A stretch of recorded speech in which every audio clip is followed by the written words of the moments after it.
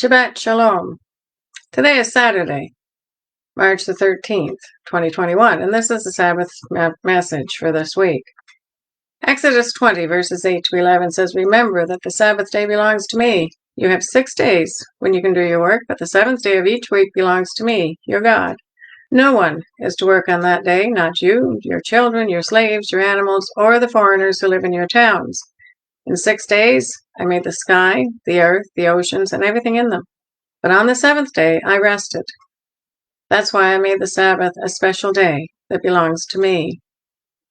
Shabbat Shalom. Sabbath peace. May you be restored to wholeness on the blessed Sabbath. This is the 7th day of the week, and we're almost at the end of the Sabbath day.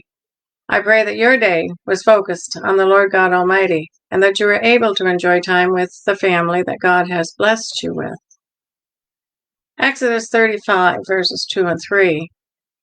"You have 6 days in which to do your work, but the 7th day must be dedicated to me, your Lord, as a day of rest. Whoever works on the Sabbath will be put to death. Don't even build a cooking fire at home on the Sabbath." Exodus 25, verses 1 and 2. "The Lord said to Moses, 'Tell the Israelites to collect gift offerings for me. Receive my gift offerings from everyone who freely wants to give.' It was important for the people to bring their offerings to the tabernacle, to give them to the Lord at that time, just as it is important now to bring the offerings to the Lord. The offerings were to be freely given, with a willing heart, not grudgingly. The Israelites were so obedient that they had to be told to stop bringing the gifts and offerings, because they already had an overabundance. They were so faithful and joyfully faithful because they were being obedient to God. Being obedient to God. Now, I'm going to read from Isaiah 58. Actually, I'm going to read the whole chapter. And it talks about obedience as well, but perhaps in a different way. It's important to listen and maybe take the opportunity to read it for yourself. Starting at verse 1, "Shout loudly, don't hold back, raise your voice like a trumpet, and announce to my people their crime in the house of Jacob, their sins. They seek me day after day, desiring knowledge of my ways, like a nation that acted righteously, that didn't abandon their God. They ask me for righteous judgments, wanting to be close to God. Why do we fast and you don't see? Why afflict ourselves and you don't notice? Yet on your fast day, you do whatever you want, and you oppress all your workers. You quarrel, you brawl, and then you fast. You hit each other violently with your fists. You shouldn't fast as you are doing today if you want to make your voice heard on high. Is this the kind of fast that I choose? A day of self-affliction? Of bending one's head like a reed? And of lying down in mourning clothing in ashes? Is this what you call a fast, a day acceptable to the Lord? Isn't this the fast I choose? Releasing wicked restraints, untying the ropes of a yoke, setting free the mistreated, and breaking every yoke.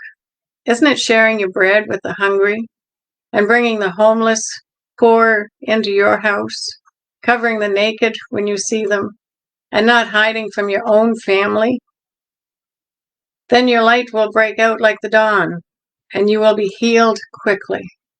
Your own righteousness will walk before you, and the Lord's glory will be your rear guard.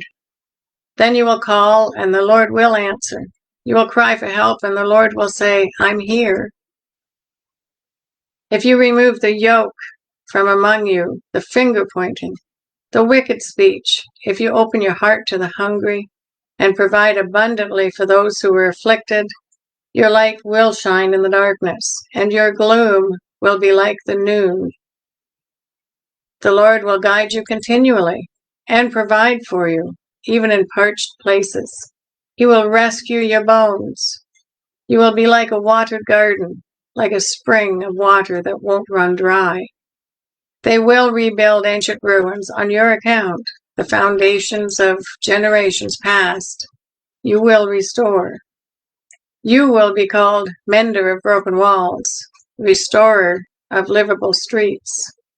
If you stop trampling the Sabbath, stop doing whatever you want on my holy day, and consider the Sabbath a delight, sacred to the Lord, honored, and honor it instead of doing things your way, seeking what you want and doing business as usual, then you will take delight in the Lord. I will let you ride on the heights of the earth. I will sustain you with the heritage of your ancestor Jacob. The mouth of the Lord has spoken. God bless each and every one of you, and may God be with you until we meet again.